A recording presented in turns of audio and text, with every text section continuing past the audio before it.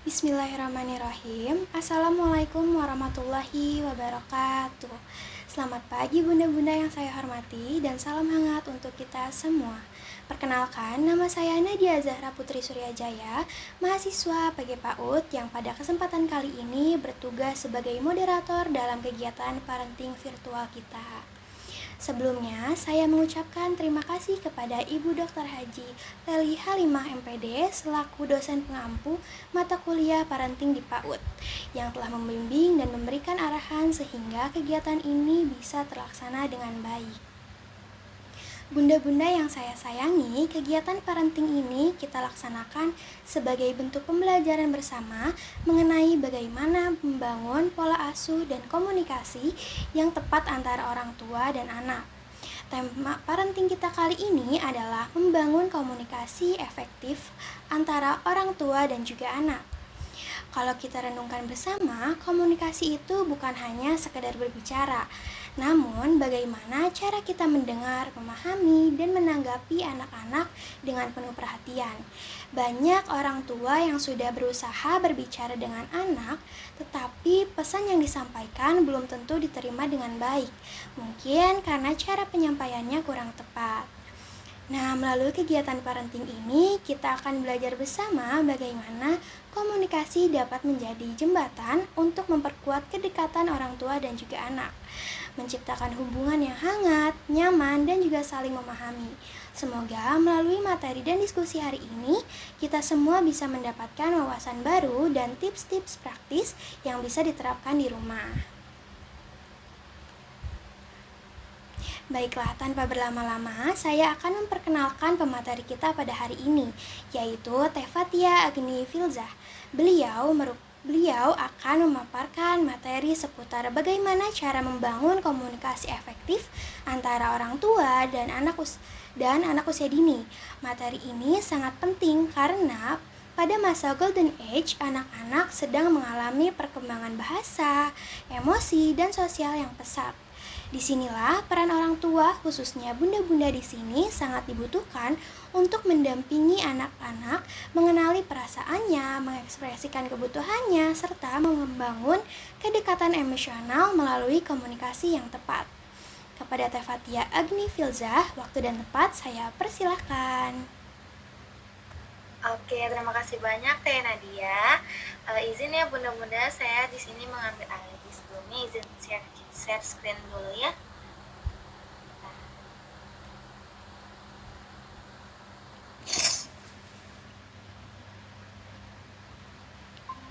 Oke, apakah sudah terlihat? Sudah, Teh Fatia.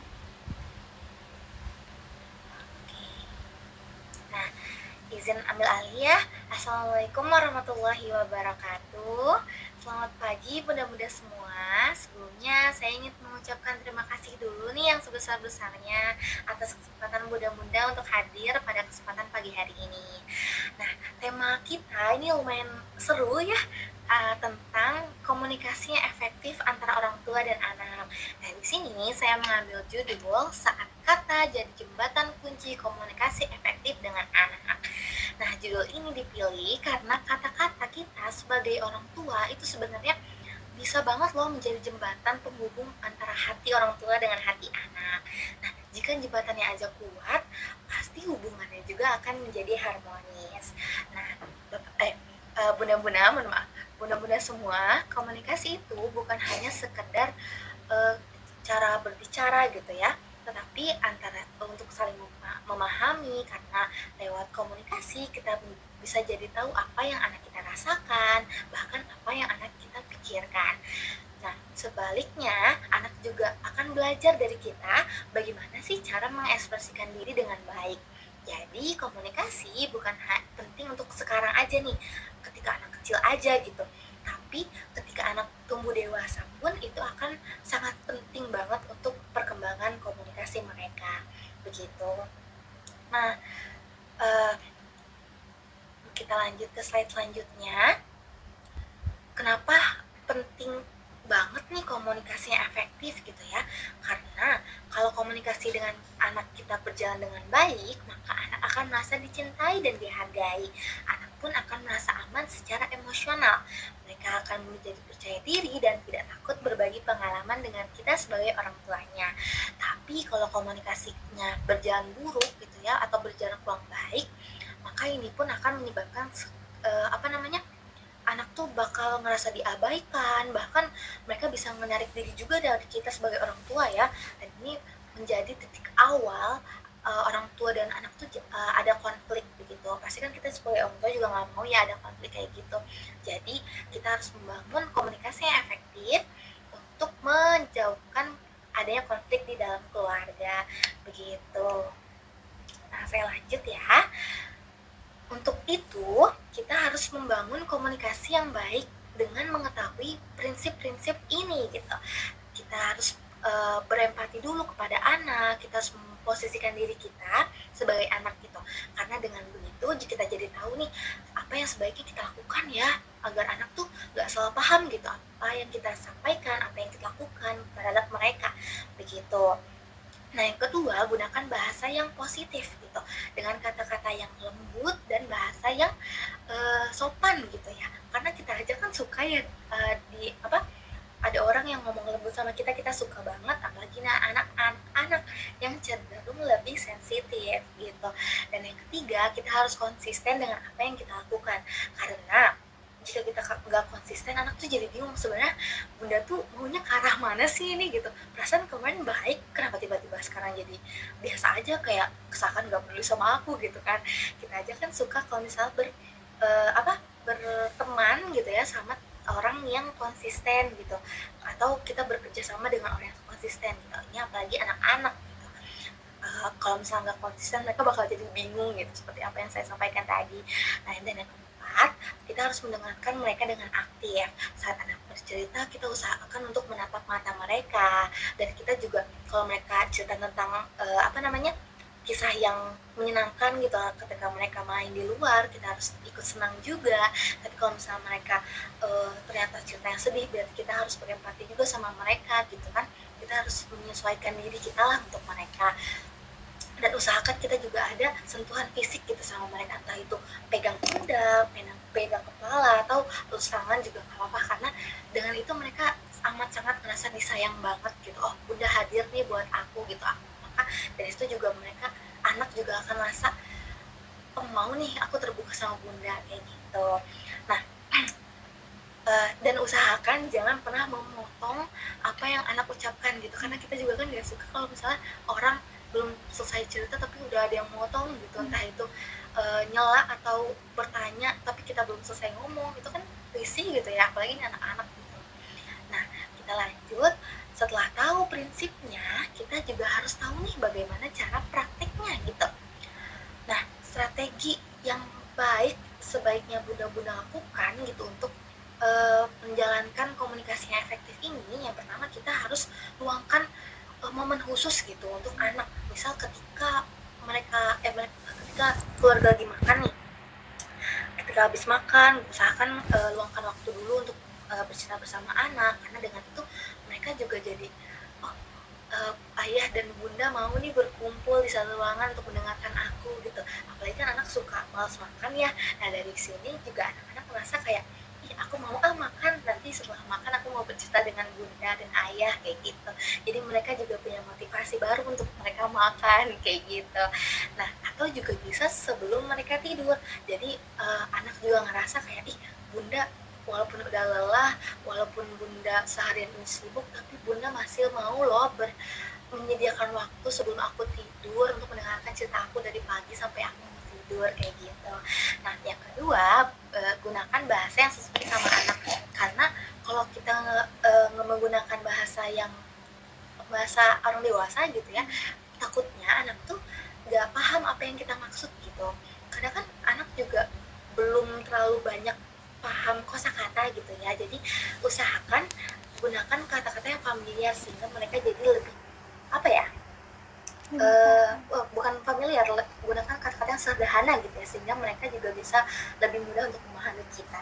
Terus juga hindari kata-kata yang bahasa bayi gitu lah ya, karena kalau dibiasain kayak gitu kita anak-anak juga kayak khawatirnya mereka ngerasanya itu emang bahasa bakunya memang begitu. Misal aku mau mamam gitu, mereka takut khawatir ya gitu ya, anak-anak tahunya kalau mamam tuh memang bahasa Indonesianya gitu, bukan makan. Nanti takutnya kalau misalnya di sekolah mereka kayak, ih bukan mamam loh bahasa bakunya, tapi bukan makan loh, bukan makan tapi mamam gitu kan, takut aja gitu ya. Nah, yang ketiga itu validasi perasaan anak. Akui dan hargai emosi anak agar mereka merasa dimengerti, dan hindari menghakimi anak serta beri pujian dan apresiasi. Nah, menghakimi anak tuh kayak misal kita misal dia habis numpahin air gitu di lantai, terus kita kayak, ih Adi jangan kayak gitu makanya bla, itu kan mereka bakal ngerasa kayak, ih aku salah kah ngelakuin ini, aku yang salah nih. Takutnya mereka ngerasa aku loh yang salah, aku bukan perilaku aku gitu. Jadi usahakan kalau misalnya kita anak melakukan kesalahan, kita tuh tegurnya, adik hati-hati ya, ini jadi tumpah, boleh nggak adik bersihin ininya, bekas tumpahannya gitu. Jadi mereka paham gitu kalau misalnya yang salah itu bukan merekanya tapi kesalahannya, tapi perilakunya gitu. Nah, setelahnya kita berikan mereka pujian, apresiasi. Terima kasih ya adik sudah membersihkan apa yang adik tumpahkan gitu. Sehingga mereka ngerasa, oh apa yang aku lakukan itu bener loh kayak gitu. Nah, kita lanjut. Tentu saja dalam hal apapun pasti kita bakal nemuin yang namanya hambatan. Seperti nih, kalau di komunikasi yang efektif itu kayak perbedaan harapan, di mana ketika orang tua maunya A tapi adik maunya B kayak gitu, atau kurangnya waktu bersama. Contoh, misal orang tua terlalu sibuk bermain, sibuk bermain, orang tua terlalu sibuk bekerja gitu ya, sehingga tidak ada waktu bermain untuk anak-anak kayak gitu. Nah, atau bahasa yang terlalu rumit dipahami gitu, kadang kan kita terlalu bingung ya untuk menjelaskan ke anak-anak kayak gimana sih bahasa yang sederhana biar mereka paham gitu. Dan ini memang tentu menjadi hambatan gitu untuk kita sebagai orang tua. Dan yang terakhir itu hambatannya ada emosi yang tidak terkendali. Kadang kan kita sebagai orang tua juga capek gitu ya sama anak-anak kayak gitu, sehingga emosinya kadang naik turun gitu. Nah, tapi bukan berarti hambatan-hambatan ini tuh nggak ada solusinya ya. Nah, tentu ini tuh punya solusinya. Kayak misal emosi yang tidak terkendali, maka kita harus take your time gitu ya. Kayak kalau bahasa sekarang itu me time dulu gitu untuk bunda-bunda atau ayah gitu, untuk waktu buat sendiri dulu, menenangkan pikirannya dulu, baru nanti setelahnya kita ngobrol sama anak-anak, bermain sama anak-anak itu lebih tertata gitu. Jadi apa yang kita harapkan juga lebih bisa dipahami oleh anak kayak gitu kan. Kadang anak tuh maunya mainnya kayak gimana tapi orang tua juga maunya kayak gimana gitu kan. Nah, dari situ kita bisa ngobrol sama anak-anak, bunda capek nah, boleh nggak mainnya jangan yang lari-larian kayak gitu, boleh nggak kita mainnya puzzle aja. Sebenarnya mereka ngerti loh kalau misalnya kita ngomongnya dengan baik gitu. Jangan kerasa kayak mereka mah anak-anak gitu nggak bakal ngerti. Enggak, tentunya mereka juga bakal ngerti kita asalkan kita ngomongnya baik. Nah, terus ciptakan suasana rumah yang nyaman, karena dengan suasana yang aman, suasana yang nyaman, anak juga jadi gampang terbuka buat cerita kayak gitu, buat cerita apa gitu. Jadi mereka juga ngerasa, oh bunda tempat ternyaman aku kayak gitu. Nah, setelahnya solusi yang bisa kita hadirkan, sediakan ruang untuk berekspresi anak, dan uh, menjadikan kita orang tua sebagai teladannya anak-anak. Nah, ruang ekspresi anak tuh kayak misal kita menyediakan mainan apa gitu untuk mereka, sehingga mereka juga bisa lebih mudah untuk mengekspresikan apa yang mereka mau gitu. Dan kita juga sebagai teladan harus dengan anak tuh kan peniru yang handal gitu ya. Jangan sampai anak itu melakukan kita kan kadang nggak menyadar gitu apa yang kita lakukan ini ternyata ada yang negatif nih nyumpil gitu dari perlakuan kita. Nah, itu tuh harus dikurangi gitu. Kita harus sadar kalau misalnya apa yang kita lakukan itu bakal ditiru sama anak, jadi kita harus berhati-hati. kayak gitu. Nah, eh, kalau komunikasi kita dengan anak berjalan dengan baik, manfaatnya sangat besar loh bunda-bunda. Sangat besar. Anak akan lebih cerdas secara emosional, lebih percaya diri, dan lebih mandiri. Mereka juga jadi belajar untuk mengambil keputusan, belajar menghargai pendapat, dan lebih mudah bersosialisasi. Dengan kata lain, komunikasi efektif tidak hanya membuat anak dekat dengan kita, tapi juga membekali mereka untuk kehidupan mereka di masa depan nanti, yang tentunya sangat amat penting untuk mereka. Nah, sebaliknya, jika komunikasinya buruk, dampaknya juga akan sangat besar loh bunda-bunda. Seperti anak bisa merasa tidak dihargai dan tidak dicintai, bahkan mereka bisa mengalami rasa cemas atau rendah diri, atau bahasa sekarangnya insecure gitu ya. Dan insecure ini kadang bisa membuat anak tuh, apalagi masa transisi dari puber ya, itu bisa anak tuh ngerasa depresi gitu, karena merasa sangat insecure. Itu dan itu sebagai orang tua kan kita juga nggak mau ya anak kita merasakan itu. Nah, kita harus menghindarinya. Nah, hubungan antara orang tua juga dan anak bisa menjadi renggang. Anak akan enggan buat cerita gitu, nggak mau banget buat cerita, dan akhirnya orang tua juga jadi nggak tahu nih apa yang anak mau dan apa yang anak pikirkan gitu ya, atau anak alami. Jadi kan kita juga jadi orang tua akan merasa khawatir gitu ya. Anak juga bisa menunjukkan perilaku yang negatif dan agresif, melawan atau justru menarik diri gitu. Kan ini bahaya banget gitu ya kalau udah agresif tuh. Bahkan bisa juga berpengaruh pada prestasi belajar mereka, karena kan anak bakal ngerasa kalau misalnya aku udah terlalu mumet nih buat mikirin masalah keluarga aja, kenapa aku harus mikirin tentang masalah sekolah kayak gitu. Udahlah, jadi fokus mereka tuh terbelah gitu. Apalagi pasti bakal lebih condong ke masalah keluarganya ya, apalagi 24 jam gitu ya ketemu sama ayah bundanya.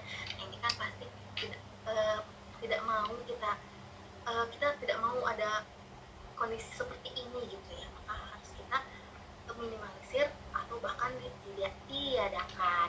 Karena itu komunikasi sangat tidak boleh kita anggap sepele ayah bunda, karena tadi dampaknya juga sangat amat besar. Nah, untuk membantu kita dalam sehari-hari, ada beberapa tips nih sederhana yang akan saya bagikan. Yang pertama, kita sebagai orang tua bisa dengarkan dulu anak tanpa menyela. Yang kedua, tunjukkan bahwa bahasa tubuh kita positif, misal tersenyum atau menatap wajah mereka gitu. Atau tadi seperti mengelus badan mereka, kepala, atau tangan mereka kayak gitu. Yang ketiga, gunakan nada suara yang lembut agar mereka merasa nyaman. Keempat, jangan meremehkan cerita mereka. Sekecil apapun cerita mereka itu sangat amat berharga bagi mereka. Respon sekecil kalau kita kayak acuh dikit gitu, tapi mereka tuh bakal ngerasa bunda nggak sayang sama aku kayak gitu. Itu tuh emang susah ya kesannya, cuma kita harus sabar sebagai orang tua dan harus membiasakan diri agar anak tuh nggak sakit hati dengan apa yang kita lakukan gitu. Dan yang terakhir, jadilah teladan. Ingat, anak banyak belajar dengan cara meniru orang tuanya. Nah, terakhir nih ada kesimpulannya ya. Ayah bunda, komunikasi efektif merupakan keterampilan yang perlu terus dilatih oleh orang tua. Kunci dari komunikasi ini adalah adanya empati, kemampuan mendengar yang baik, konsisten, serta terciptanya suasana yang hangat dan interaktif. Dengan komunikasi yang efektif, anak akan tumbuh lebih percaya diri, terbuka dalam menyampaikan perasaan maupun pikirannya, serta memiliki hubungan yang harmonis dengan orang tuanya. Nah, sebelum masuk sesi tanya jawab nih, aku mau tanya-tanya dulu nih sama bunda-bunda di sini, gimana nih komunikasi selama ini sama anak-anaknya. Boleh, siapa nih yang mau cerita? Adakah yang mau bercerita? Boleh, ayo bunda-bunda. Oh, boleh nih. Bunda Sulastri terlebih dahulu nih kayaknya, seperti yang Teh Fatia. Boleh Bunda Sulastri dipersilahkan. Baik, sebelumnya terima kasih gitu ya atas kesempatannya. Jadi saya ingin sedikit bercerita gitu ya. Kebetulan saya itu dan juga suami itu bekerja gitu ya dari hari Senin sampai hari Jumat, sehingga anak saya itu dititipkan ke nenek ataupun kakeknya, dan saya dan suami saya sendiri tuh bisa berkomunikasi dengan anak tuh hanya di weekend saja gitu, di hari Sabtu dan Minggu. Dan saya tuh merasa kalau misalkan komunikasi saya dengan anak tuh uh, kurang gitu, kurang banyak berkomunikasi karena ya kesibukan saya bekerja. Mungkin itu aja, dikembalikan lagi kepada kakak moderator. Masya Allah, terima kasih banyak atas sharingnya Bunda Sulastri. Boleh sekarang Bunda Naza mau ikut sharing juga atau enggak? Boleh, langsung dipersilahkan ya Bunda Naza. Oke, terima kasih ya kakak atas kesempatannya. Aku mau berbagi sedikit nih. Alhamdulillah kalau pengalaman aku sama komunikasi dengan anak itu ya, sebenarnya banyak suka dukanya, tetap sama aja, tapi cenderung lancar. Tapi ada juga momen-momen dimana aku tuh harus ekstra sabar banget, karena harus kita kayak ada satu momen kita tuh mungkin lagi burn out, dia lagi capek, tapi harus berusaha buat ngedengerin dulu apa yang mau anak kita ceritain, walaupun kadang bahasanya itu tuh belum jelas karena memang usianya masih cenderung kecil. Terus juga apa sih, kita juga harus menanggapinya dengan bahasa yang sederhana, terus juga dengan beberapa pengulangan gitu, karena kadang anak-anak itu kan kayak iya gimana bun, oh gitu, jadi kayak banyak-banyak kata-kata atau pertanyaan yang ngulang gitu. Terus juga yang saya rasakan tuh kalau kita pakai nada yang lembut, terus juga kita mungkin lumayan kayak apa ya, nyentuh gitu ya, nyentuh anggota tubuhnya kayak pundak, kepala seperti yang tadi udah disampaikan. Terus juga eye contact, itu jadi lebih terbuka dan lebih excited gitu ceritanya, dan juga merasa lebih didengarkan gitu sama kita.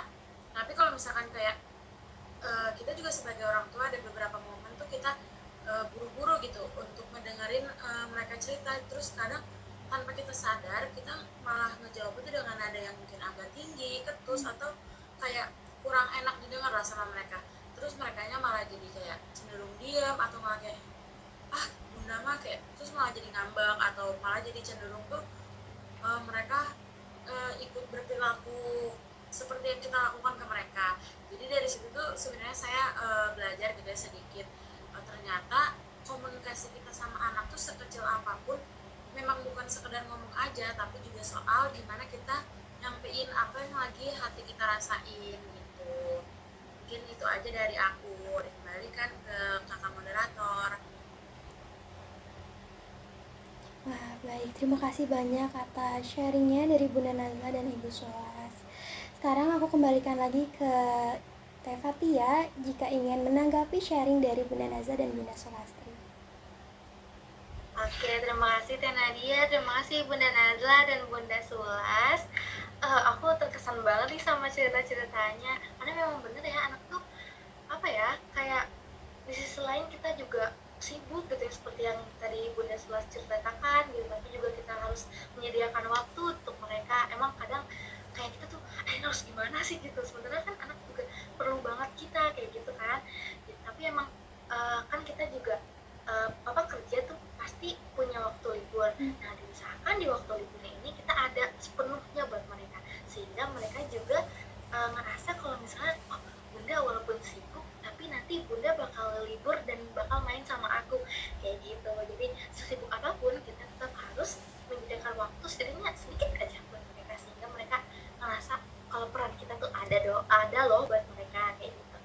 Nah, untuk Bunda Nazla juga bener banget ya, kadang kita tuh nggak sadar gitu kalau misalnya apa yang kita ucapkan, apa yang kita lakukan tuh kadang kok tiba-tiba udah ditiruin aja sama mereka gitu, padahal kan kita juga nggak tahu nih kapan kita lakuin itu gitu. Jadi dari sini kita juga harus lebih berhati-hati lagi dengan apa yang kita lakukan untuk kedepannya kayak gitu. Gitu mungkin Teh Nadia. Karena ini udah masuk sesi tanya jawab, boleh jika ada pertanyaan dikembalikan kepada Teh Nadia. Baik, terima kasih Teh Fatia. Saya di sini izin mengambil alih karena sudah ke bagian sesi tanya jawab. Sebelumnya terima kasih banyak kepada Teh Fatia Agni Filza atas pemaparan materinya yang sangat informatif dan juga bermanfaat sekali bagi bunda-bunda di sini sekalian ya. Saya yakin pasti bunda-bunda sekalian di sini mendapatkan banyak wawasan tentang bagaimana membangun komunikasi yang efektif dengan anak-anak kita. Selanjutnya, kita akan memasuki sesi tanya jawab. Nah, pada sesi kali ini, bunda-bunda dipersilakan untuk bertanya atau menyampaikan pandangan gitu ya yang relevan dengan materi yang disampaikan. Tetapi sebelum itu, jika bunda-bunda di sini ingin menyampaikan pertanyaannya, boleh langsung raise hand dan jangan lupa memperkenalkan dirinya terlebih dahulu gitu ya, karena tadi belum perkenalan secara resmi gitu. Jadi boleh untuk bunda-bunda yang ingin bertanya boleh raise hand.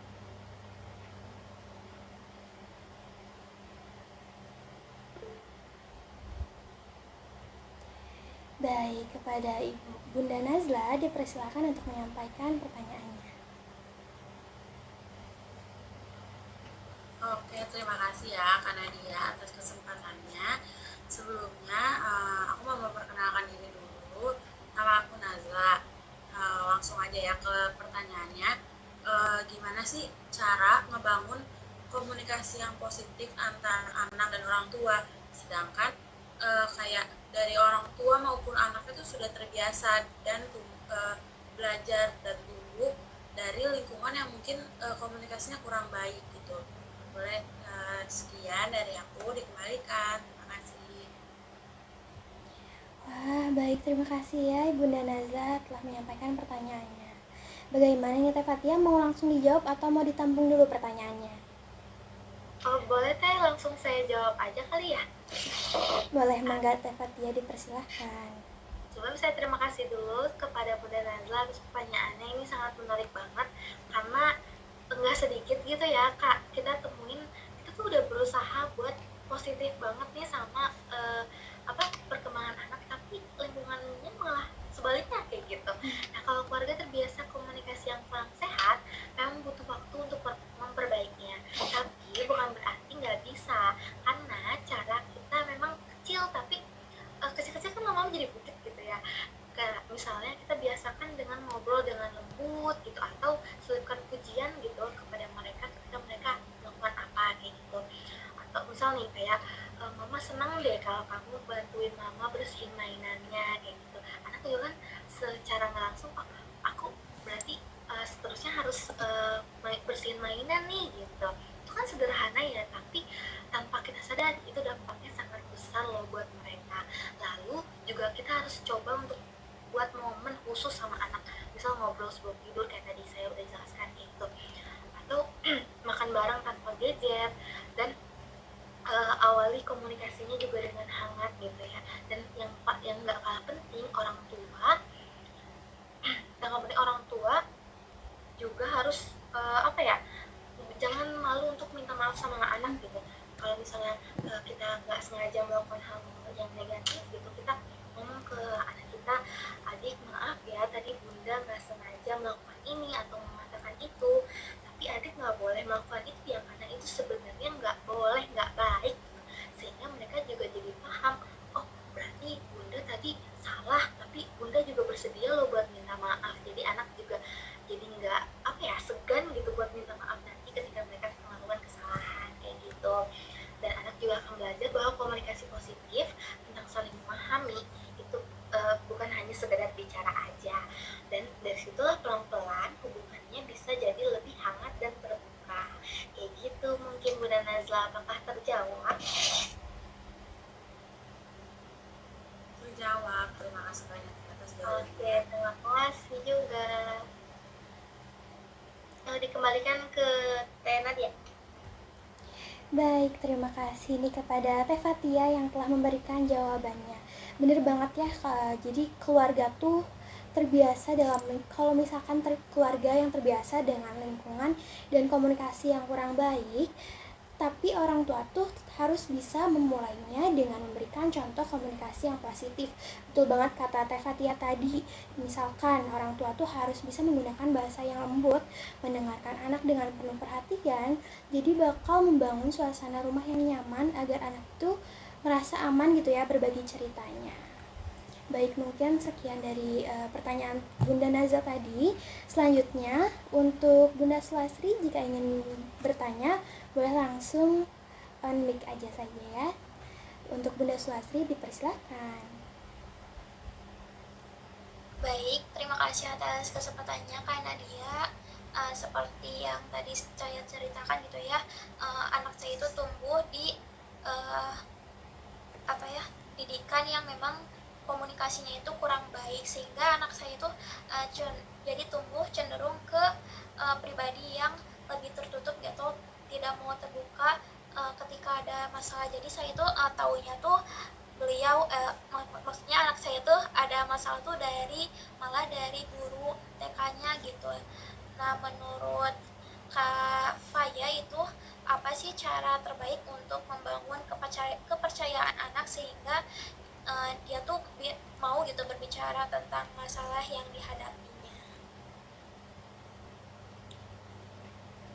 Masya Allah, menarik sekali pertanyaannya Bunda Sulastri, boleh langsung dijawab saja oleh Teh Fatia. Oke, terima kasih banyak Teh Nadia, dan terima kasih juga atas pertanyaannya Bunda Sulas. Karena ini nggak jarang juga gitu ada kasus kayak gini ya, orang tuanya sibuk gitu, sementara kita juga mau anak kita buat cerita sama kita gitu. Nah, untuk membangun kepercayaan anak itu kuncinya di rasa aman dulu. Mereka harus aman dulu sama kita, baru mereka mau percaya sama kita. Anak butuh yakin dulu bahwa kalau dia cerita sama orang tuanya, itu orang tuanya nggak langsung marah atau ngejudge gitu ya, atau malah nyalahin kayak gitu. Jadi salah satu cara terbaik itu adalah dengan benar-benar mendengarkan dulu. Biarkan anak itu selesai bicara, lalu kita respon dengan tenang gitu. Dan responnya juga harus dengan baik gitu, kayak misal, iya mama ngerti kok, pasti itu nggak enak banget ya buat kamu kayak gitu. Misalnya kalau misalnya dia cerita tentang kesedihannya kayak gitu. Nah, hal-hal kecil kayak gitu itu bikin anak merasa dihargai gitu. Selain itu penting banget untuk orang tua juga menepati janji. Kalau udah janji sering diingkari, maka anak juga bakal ngerasa, oh bunda waktu itu mengingkarin janji aku, kalau gitu aku nggak usah percaya lagi sama bunda kayak gitu. Itu kan kayak kita aja kan nggak suka kalau dibohongin sama orang kayak gitu, apalagi ini anak-anak kayak gitu. Nah, apalagi juga kalau misalnya kita nggak jaga rahasia dia, dan itu maka mereka nggak mau, semakin nggak mau cerita sama kita gitu. Padahal sekedar kayak misal anak kita udah percaya sama kita buat nggak cerita sama ayahnya, tapi kita karena greget gitu, atau kita kayak pengen nyari tahu nih solusinya tuh apa gitu. Sebenarnya kita nggak punya solusinya kan, kita harus berdiskusi juga kan sama suami gitu kan. Tapi akhirnya kita ngomong nih ke suami gitu kan, tapi anak tuh udah bilang, bun nanti jangan cerita ya sama ayah. Nah, itu aja udah salah satu kesalahan besar gitu ya. Mungkin bagi kita kayak ya udahlah ayahnya ini, tapi untuk anak-anak itu sesuatu yang besar. Jadi memang segala sesuatu nggak bisa kita sepelein. Kalau misalnya anak kita udah ngomong tentang suatu janji tapi kita ingkari, maka anak udah seterusnya bisa jadi nggak percaya sama kita. Mungkin itu ya Bunda Sulas, untuk membangun rasa mohon maaf, untuk membangun rasa percaya anak terhadap kita harus buat mereka aman dulu. Ibunda safe loh untuk adik gitu, bunda safe loh untuk kakak. Jadi dengan begitu mereka akan terbuka dengan kita begitu. Jadi saya kembalikan sebelumnya, apakah terjawab Bunda Sulas?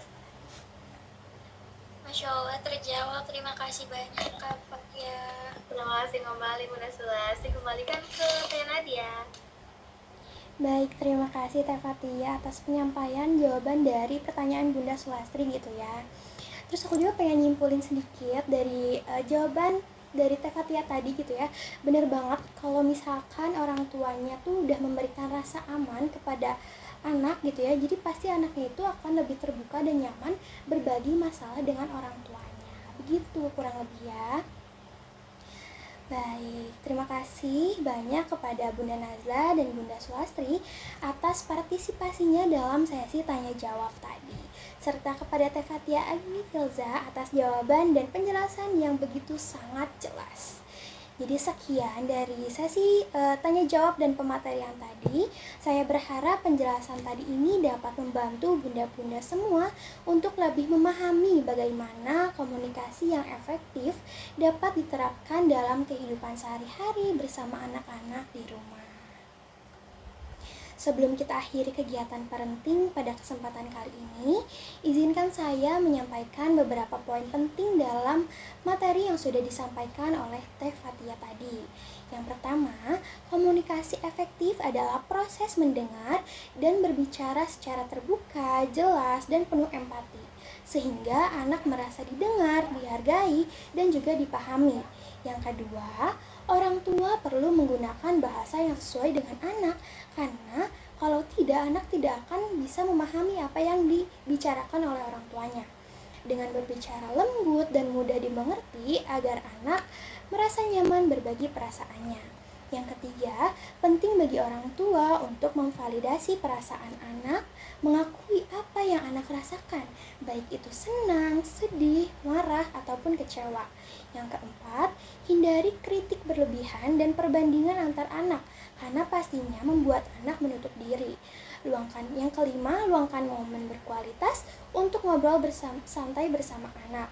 Misalkan saat makan malam, bermain, ataupun saat menjelang tidur bisa dijadikan dongeng sebelum tidur. Terus yang keenam gitu, gunakan teknik komunikasi yang positif yang menyampaikan perasaan orang tua tanpa menyalahkan anak. Dan yang terakhir, bangun komunikasi dua arah dengan mendengar aktif, memberikan respon hangat, dan menciptakan suasana rumah yang nyaman. Dengan bunda-bunda memahami poin tersebut, semoga semua bunda-bunda di sini dapat bersama-sama menciptakan lingkungan yang hangat, penuh kasih sayang, dan mendukung perkembangan optimal bagi anak-anak kita semua. Mungkin sudah selesai semuanya. Akhir kata, saya mengucapkan terima kasih kepada Ibu Dr. Haji Leli Halimah MPD selaku dosen pengampu mata kuliah parenting di PAUD, kepada Teh Fatia Agni Filza selaku pemateri, serta kepada seluruh bunda-bunda, Bunda Nazla, dan juga Bunda Sulastri Lestari yang telah hadir dan berpartisipasi aktif dalam kegiatan ini. Mari kita tutup kegiatan parenting kali ini dengan bersama-sama mengucapkan hamdalah. Alhamdulillahirabbil alamin. Wassalamualaikum warahmatullahi wabarakatuh. Terima kasih bunda-bunda semua.